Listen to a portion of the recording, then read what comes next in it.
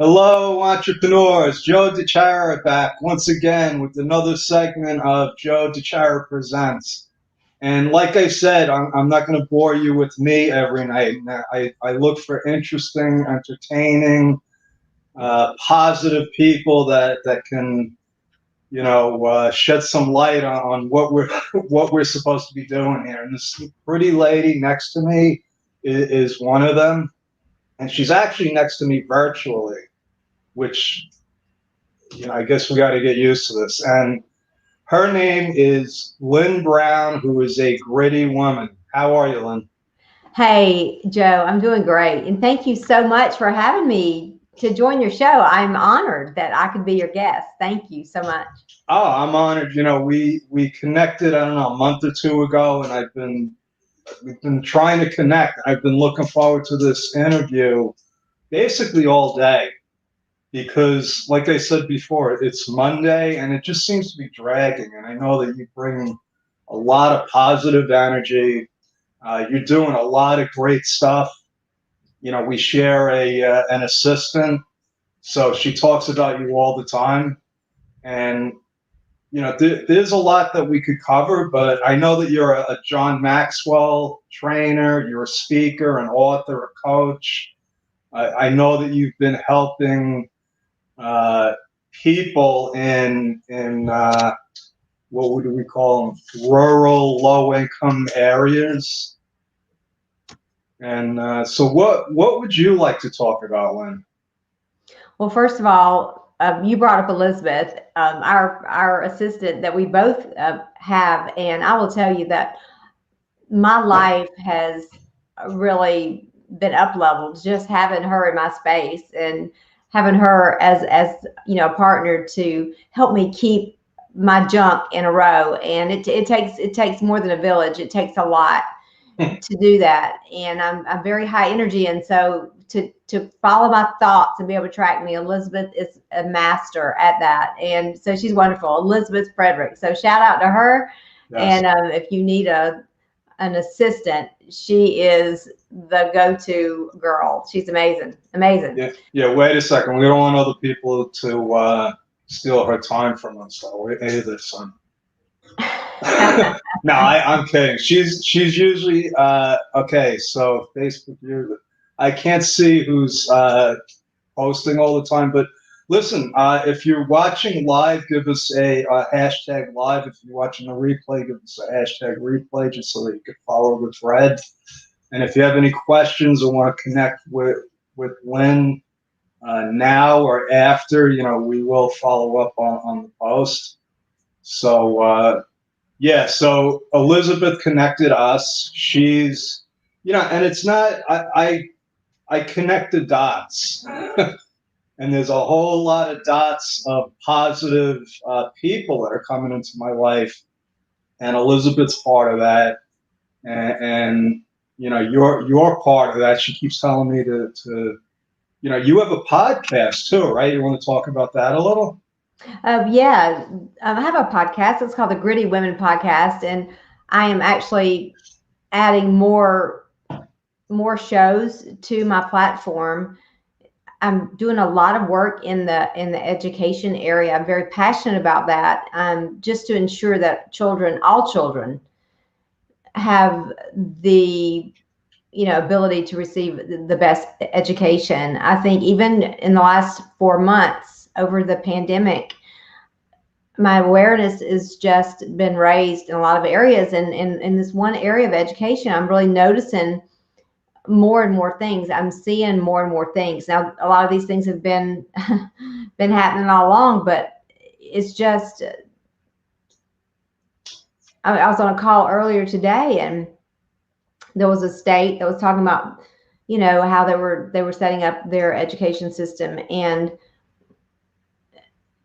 basically and I'm not getting political or anything here. I'm just telling you, just shooting straight. And that's how I do. I shoot straight. Maybe that's not the best analogy. I'm from the country. You can take the girl out of Madison, but you can't take the Madison out of the girl. So I'm from the country, and that's probably a redneck thing for me to say. So I probably shouldn't say that. Let me erase that and start over. Okay, so let me say this a little bit more tactful. The conversation that I had today that just really stirred my soul was that in this particular state, the public school students were staying home virtually, which that's fine. I mean, I know right now everybody's doing what they got to do. Mhm. And the other schools that had choices were operating because they didn't have to worry about transportation issues, and they all had their safe little plastic cubicles around every desk, and everything was just perfect. And I was glad and thankful for those students. But I'm also thinking about so many students in small town America and rural places, and even in big cities, inner cities, whatever, that are not as fortunate. And I heard some things today that there was one school where 15 teachers were taken from the classroom to put in virtually for the students that were remaining home. And I know what that means to a school system. And so I say all that to say I'm very passionate about education, and so I have a podcast for teachers too, just to be an encouragement to teachers. I do a lot of work with social emotional learning, and just really now more than ever, and even in business, everywhere, people are talking about this everywhere. If your organization is not paying attention to just the emotional piece, the social emotional piece with adults as well as students and young people, it's time to wake up. I mean, it truly is, because right now, more than ever, we need the certainty of just being valued, the certainty of a hello, of a conversation, of trust. We need that more than ever. So I'm very passionate about those two things. And so that's why I launched. I've done some work, and addressed teachers and education throughout my podcast, but I was like, no more. Teachers deserve their own platform. And I know there are a lot of other wonderful teacher podcasts. My sister's a teacher. She's about to retire. She's been working at a charter school in New Mexico for about 20 years. Oh, that's so awesome. Yeah. Hats She's off just to her. I'm sorry?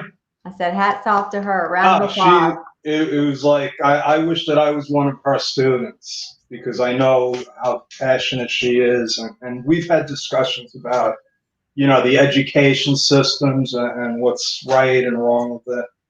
And, all I could say, I'm not political, and it's hard to talk about this sort of subject, I think. And I just point to Napoleon Hill's book, Outwitting the Devil, which I don't know if you're familiar with that. Yeah, it's on my shelf. I did a mastermind in that. Okay. Yeah. So, he hit the nail on the head a long time ago, and it hasn't changed. It's probably gotten worse. And he didn't publish that because he didn't want, the backlash. But listen, somebody's got to talk about it. And you started talking about, like, you were saying you're becoming more aware and you're seeing things. Like, what exactly is it? Are there patterns that you're seeing? Things that could be that are just wrong, that could be changed? What is it? Well, I always start with me. I'll start with Lynne Brown, because I can sit back and blame, and blame is just a shield that we do. We sit back and talk about this person doing this or this, whatever. And so I just try to steer away from blame now and realize, what can I do? What am I doing? Lynne Brown, what are you doing? And the thing that I can do right now that will make the biggest difference is to share, but not know that I'm just the big expert. Now, I will tell you, I have invested thousands and thousands of dollars and time. I have 8+ coaches that are my personal coaches. I mean, when I tell you that I'm a work in progress, I am a work in progress. And it's daily. I'm on those calls. Sometimes my friends will buzz in like, "What you doing?" I'm like, "I'm on a call. I'll call you later." They're like, "What?" I mean, what are you doing? And until you experience growth and change and see paradigms change in your life and to see your mindset change, you don't really know. And I think some people just think they're stuck there forever. And so I'm very passionate about it. And but what I mean when I'm seeing things I've never seen before, just for lack of a better word, certain areas of just apathy or prejudice. I'm not a prejudiced person, but areas where there have been times I've been silent in my life, and there have been times that I've tiptoed around certain conversations, with my friends or close people, my family or whatever, for fear of what other people might think. And I'm over that now. I truly have gone from an approach of, I never want to be too much or I'm not enough, to just stepping into who I was created to be. And just like everybody listening to this call, and you, Joe, and everybody, we have a voice and we have gifts. We have different gifts. And for so long, I just was convinced that I had to be the person that I was and not the person that I was created to be. And I'm telling you, when you can cross that line and you're set free from those limiting beliefs and those stories, those bogus stories, because this is a family show, I know, but I could say some other things sometimes. I get so angry, but not angry, but Passionate. Yeah, passionate. That's better than angry. Passion. I'm just so passionate about it, and I want other people to experience the freedom that I now have. I mean, it took me a long time. I know I shouldn't talk to myself like this, but I just sometimes say I was a slow learner. I took the hard road. I took the long way around the world. Do you hear me? Yeah. So, I had a point to make now. I forgot it. Oh, what you just said, it reminded me of that Marianne Williamson poem. Our deepest fear. Our deepest fear is that we're capable of so much, and that scares us. So we don't say anything. And I understand what you're saying, but now, and I wasn't surprised when you said, I got to start with Lynne Brown. I got to start with myself, because that's where change really starts. You could debate what's going on and what's right and what's wrong until the end of time. But what I see is that you are making a difference, because you go out and speak to these kids, right? You speak at schools. Yes, I do. I speak at schools, and I partner that with the staff training and development. I'm very very passionate about that area too, because I believe that you can't just work with one without the other. I believe it takes both, and I believe when you start, I believe in starting with the staff and starting with the administrators and teachers, and just bringing in some thoughts and throwing in some interactive, collaborative things that maybe they have not experienced before.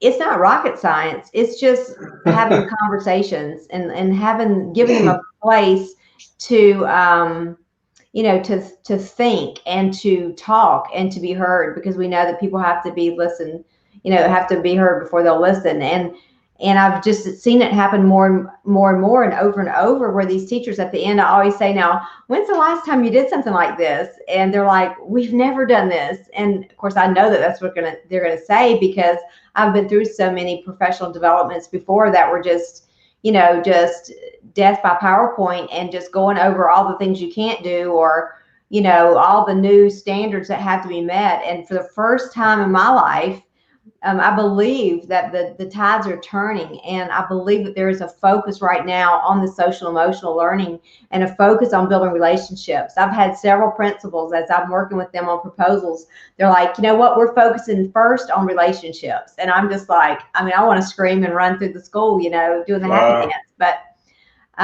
so it's very refreshing to see this turn. And I guess the pandemic did help with school testing last year anyway. I know that they haven't totally decided what they're going to do this year, but I think that we've got to get in there and look at where we are. We got to look at the reality. of where we are. And it's so interesting because not long ago I was learning a new way to take notes, and it turned into a whole training that I did. But I was learning to take notes. I was always trained to write down every single thing, just like, the teacher says it, she throws it all up, you take it all in, and then you throw it back up at her, and I would write down every single word. Not in high school because I didn't pay attention in high school, but in college I wrote down more notes. But even on my mentorship calls up until now, I would try to write down every word that they said, every single word. And not long ago, I heard this. I was doing this study and reading this book, and it was about that thing. And it was like, you need to, you just need to train yourself and pick out the key points, and you need to, I have a friend that does note taking with drawing little symbols to help you remember, and that just led to one thing, which led to another thing, and now I'm just doing this whole deep dive into how our brain works. And it is so fascinating because I never even really thought I had much of a brain, to be honest. And, I grew up believing I was dumb and stupid. And so I know when I go to a training on brain development and neuroplasticity, people are going to be going, what? And That's the girl that didn't even have an honor cord around her neck at graduation. yeah, it's like, what did you stick your finger in a light socket or something? What happened here? All of a sudden, and that's just like what Marianne Williamson says. Once you open the door, it's like, oh my God. We just had a mastermind meeting with Dr. Elnora Webb, and she talked about this and the science of getting rich and all of this. It's like when you see what you're capable of, and then you start being vocal, like you said, you start talking about it. That's how change happens. Right. So I hope you don't mind, I brought up your website here because I just wanted to know, is this what you're talking about, this courageous classroom program that you have? Yeah, that's one of the Okay. pieces of creating those courageous classrooms, because we all know that, in first grade, we're trustworthy and we'll answer questions, and the teacher says, what do you want to be? And we raise our hand and say astronaut or nurse or whatever it is. And then by the time we hit fifth and sixth grade, all those things begin to change, and, we start to shrink back. And by that time we've been laughed at, or, it could be that there are some teachers, I mean, we can sugarcoat it if we want to, but there's some teachers, that impact positively, and there's some that impact negatively. And, most shame and guilt begins in a school from the time you're kindergarten to about sixth grade. And probably, if we had time, to interview some of our guests and ask them, can you think of a teacher that made a positive impact in your life that was a mentor? Somebody would say, oh yes, Miss Williamson in the fourth grade, I'll never forget. I dropped my notebook that morning in the mud puddle, and she brought me a brand new one, or whatever. And then on the flip side of that, I always ask that question, was there one that had negatively impacted you and impacted the way you learn? And unfortunately, in my case, that was more of the story than the opposite. And, So this curriculum, so what do? You go around to schools and go through this curriculum. This looks pretty interesting. I want to run this. I told you my sister was a teacher, and I've never heard her talking. So what do? You go into the school and, like, you're coaching them, or you do a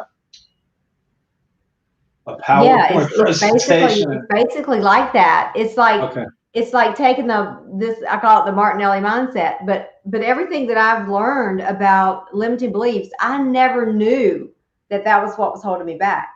I had no idea until, I was on a call, and he said, listen, I want you to listen to what you just said. And he said, that is a limiting belief. And he said, your belief drives your behavior. And when he said that, my world changed. And so I was like, wow, if I had heard this in, the seventh grade. Right. Exactly. Of course, I wouldn't have been aware in the seventh grade. However, if somebody had just held me down and just brainwashed me with this, my life would have been so different. So that is what I'm going to do. that is what outwitting the devil is about. I believe that's what, Napoleon Hill said. Like, even Think and Grow Rich, the things like how to win friends and influence people, the relationship, they should start teaching it in kindergarten, and And they even do before. in kindergarten, because isn't that where you learn to be nice in kindergarten? Yeah, I mean, but And then no, what they want to happens? teach you how to be a fireman, how to be a nurse. I remember that. I was like, when I was in kindergarten, I said I want to be a CPA. You did? But well, it's just they put label. I'm not Yeah. an expert in education, I'm impressed. but I'm I'm impressed. an expert in common sense. And Lynn, when I started learning this stuff, which was exactly about 12 years ago, I was like, why didn't they teach us this? My Exactly. family didn't know it. They could. So, and this is why now I'm understanding why I made such. Why I thought that I know what you're doing is so important, because, and Elizabeth said this. Hi, Elizabeth. I know you thought you were hiding there from me, but Hey, uh, Elizabeth. Elizabeth comes on every day, and I make fun of her. So I don't know why, but we definitely pumped you. You know that we love you, Elizabeth. But she says teachers have such an important impact on students, and we all have to be courageous. So, yeah, doesn't that make sense? Don't we? If you want to impact the world, and you start with the kids, right? And their teachers. Yeah. That's where the education system is going to be transformed, and teachers just need to step into their power, because they have they have a captive audience. They have their classrooms. No, they can't control COVID. They can't control their state departments. They can't control any other blah, blah, blah. I'm not getting into all that. But what they can control is their classroom. And they can equip and learn. And if they feel like they're not equipped, you know what? They can learn just like we're doing. I mean, I've taken a deep dive, you have, and we're learning and growing, and you have to want to become the best version of you and not just settle for status quo. And so going into a school and working with teachers for 2 days before I ever see students is the missing piece, because a lot of them don't even see themselves as professionals like some people see themselves as professionals. Our world does not value education. A lot of it doesn't. Our well, I don't want to say that, but well, I'm not going to say that. Anyway, There's nations that spend a lot of time and effort on education, yeah, there and, are and there it are pays places. off. Yeah. And so I think we just have to, we just got to sit down and ask ourselves some big questions. But, I'm not going to wait around for the big meeting. I'm just going to go create one. And so I'm just blasting out, and I'm doing it. And I am talking to as many superintendents and as many principals and decision makers as I can. And just today, I was looking for grants, because this one school in my hometown, that is just basically, it's just an unfortunate situation. These children there don't have a choice to be anywhere else, Well, let, and they've taken, they've had to cut programs in the schools, and so I mean they basically don't have any electives except PE. And I love so PE. I'm not knocking physical education, because they all need to be healthy. so But I don't want to put you on the spot, but I will, thank you. because it's you. When we spoke last, you laid out like a situation that you saw. It was almost like they're sucking out the good teachers from here, and they're putting them here, and they're putting other children at a disadvantage. Do you Well, remember talking to me about yeah, that? I mean it's something that it's one of those catch 22s. But I mean, I'm in favor of, we have freedom. We have freedom of choice. We have school choice, and I am all for that. I am not sitting here saying I'm not, but comma, I am also for every child that doesn't have a choice and can't be taken to school except on a bus, and doesn't have a choice to go to a school that might accelerate, their education, and they might have more programs and more opportunities. Those children deserve it too. And Okay, I get it. So that is what perturbs me to the max.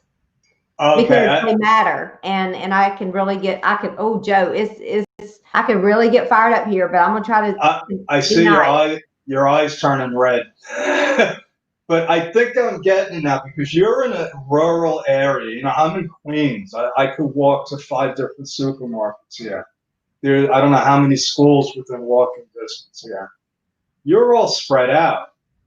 So when you're talking about, you have to have the transportation, right, to get to the school. And you're telling me that most of these kids don't have transportation? This is 100%. My little town is 100% free lunch. So when school went out in March, a lot of those kids didn't eat breakfast. Oh my God. And I mean, 60% of the children in our community are in transition, meaning they live with a grandparent, not a family, not a mom and dad family. Right. Wow. And it's just the median income here is $35,000. I mean, we're the poorest county in the state of Florida. And I'm gonna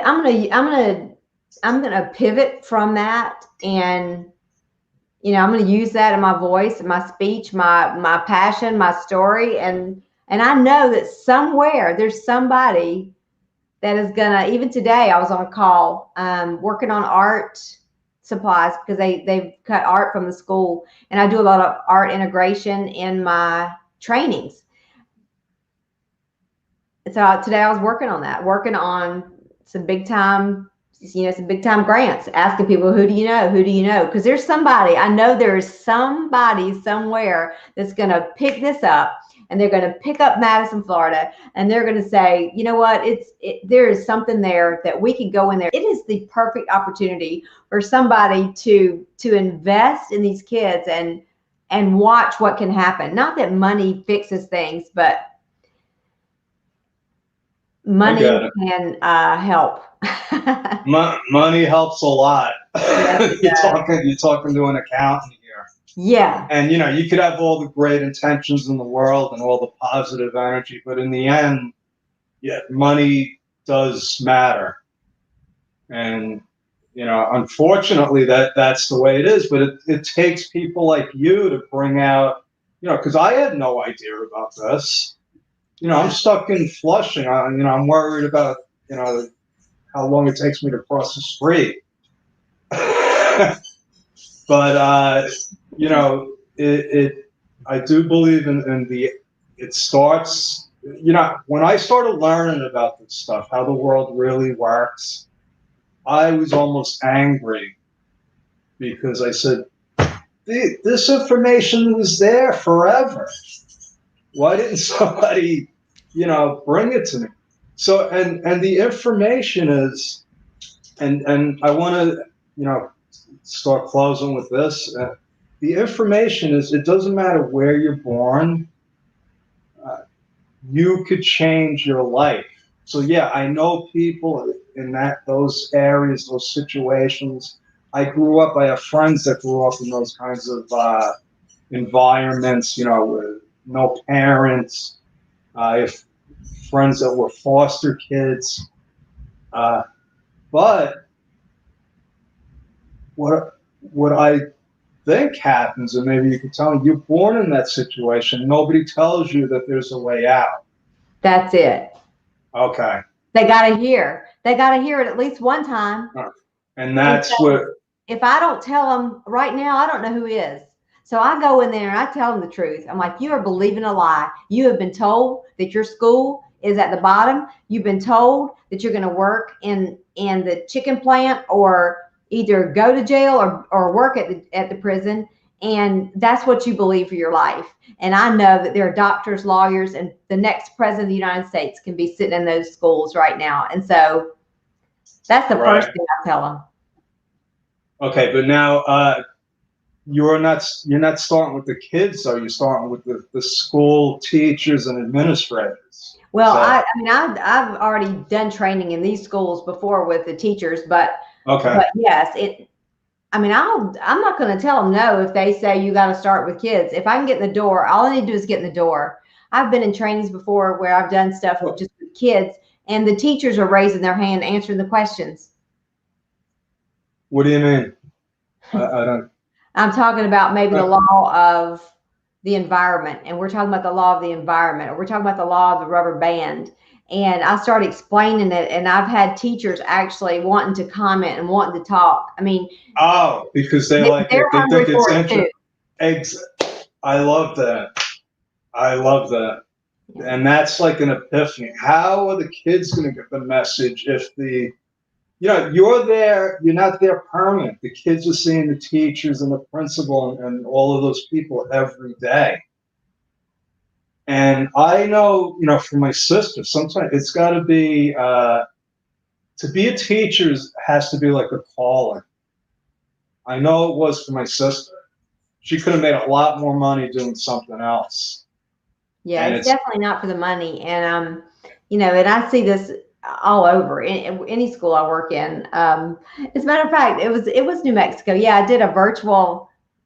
We have something twice a year called the Global Youth Initiative, where our John Maxwell team all over the world, we go in schools and organizations with young people and we teach leadership. And I did a virtual one in New Mexico. That's funny that she's there. But yeah, but no matter what you do, and I work with companies, and I have, I do coaching and I do just private speaking. I work with chambers. I do all that too.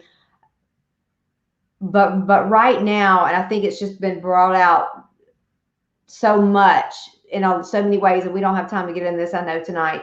Yeah. But through the pandemic, through this COVID, I've seen such a divide, and there's just so much injustice in this world, and I cannot turn my head, and I'm a person of faith, and I can really get irritated with this too. But it's probably good we're running out of time, because you probably don't want me to get into all this, but even picking and choosing which parts of and who you'll serve, that kind of bothers me a little bit too, because I think that I don't know, the God that I serve, I don't know that he picks and chooses. Yeah, I that's not my, I have a lot of faith, and that's it. I just, let's call it blind faith. I know there's a God, and it's not me. That's exactly right. Yeah. And I'm not supposed to decide, who is worthy and who's not. But it's an exciting time to be alive, and we all have so much to give. And, one thing I'd like to challenge everybody listening, and I do this all the time, is just take this 30-day gratitude challenge. I noticed when we jumped on here, you're like, oh, I'm glad you're here. You're going to, bring in some positivity and all that stuff. But yes, the reason that my heart is full is because I've put these systems in place. I have put these non-negotiables in my life. And, my quiet time in the morning, with God, just that quiet time to get my brain right, my heart right. I do that every day. And then I do gratitude, and I write daily gratitude. I've done it for 5 years. And that is the one thing that has refueled my joy. And it's the one thing that has removed all the shame and guilt from my life. And so if there's anybody out there struggling with that, it sounds so simple, and it's one of those things that's easy to do and easy not to do. But I just want to challenge everybody, take the 30-day challenge. And I always say this, hey, I'll throw it out there. You write gratitude for 30 days. I had to start with 25 things a day. So that's what I throw out there. Wow. 25 things a day for 30 days without missing a day. And if you do that, then you text me, you call me, you message me on Facebook, and I'll send you a prize. But you'll be amazed at the people that don't do it. I'm going to take you up on that. Okay, okay, today's Joe, it's what? on So 30 days. You can't miss a day starting either. what? Starting today or starting Yes, tomorrow? today, Okay, so not starting tomorrow. today. So Today. I know Elizabeth is keeping track of the stuff. So Hmm. and and she You got says, both of us on you. yeah, okay. So how could I fail?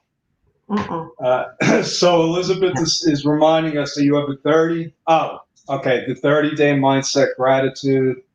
And she put your website, grittywoman.me, and I put your website, lynnebrown.net. That's fine. You can put it How, all. It doesn't matter. You can okay. find me any way. Thank you, Elizabeth, so much for keeping up with me. And me too at the same time. Gosh, she's got her hands full, Joe, with us.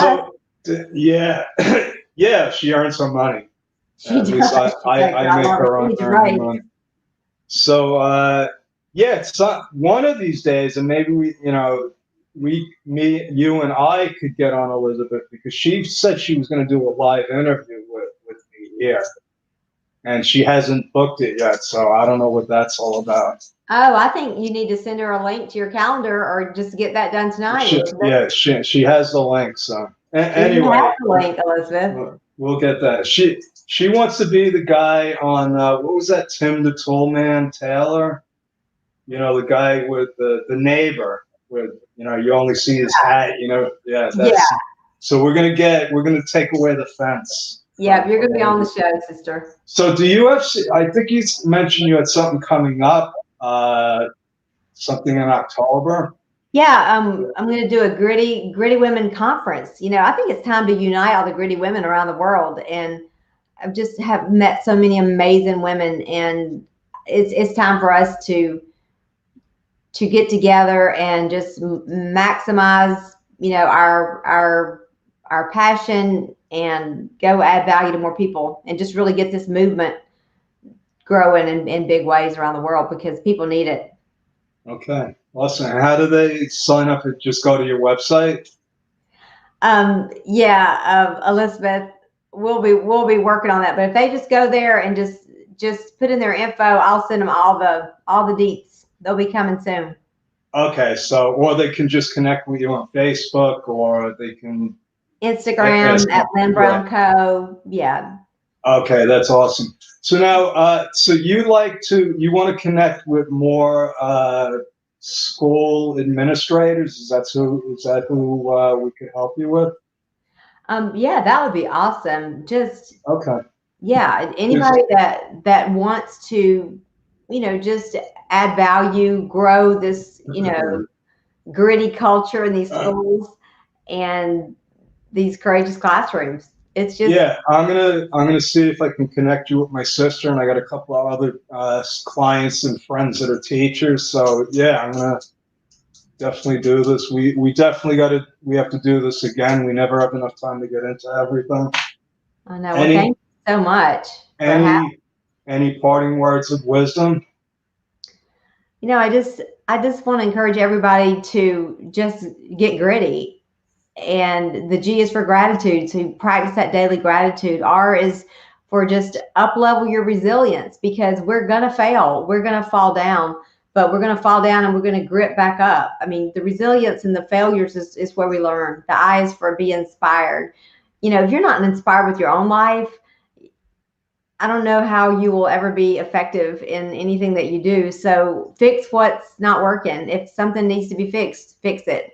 And I never wake up to an alarm. I never have used an alarm because I'm just so excited to wake up and live and get going. So the two T's in gritty are think tough, because this is not for wimps. Life is not for wimps. And we have to think tough, and we got to protect our thoughts. And why is you do you. So you know what? Just be you. You're perfect. You're imperfectly perfect. And so just get gritty. It's the new strong. Awesome. I love that. Wait, what were the two T's? Think tough. Think tough. Yeah, that's why I have these boxing gloves right here. Oh, I have them right there. I like to box, and I like to hit those bags really hard. And but you gotta think tough. It's not, you can't be wimpy. So that's the first time I saw pink and tough in the same sentence. Yeah. Pink. Yeah. It goes together. Okay, think tough. I love it, Lynn. Thank you. All And right. yes, I feel like I got a jolt of energy just for that. So next time, if I need it, if you need a boost and you want to get energized, connect with Lynn Brown. That's Okay, right. that's our story. We're sticking with it. Thanks for visiting, and we will be back again tomorrow. Thank you. Have a great night. So long. Thank you so much.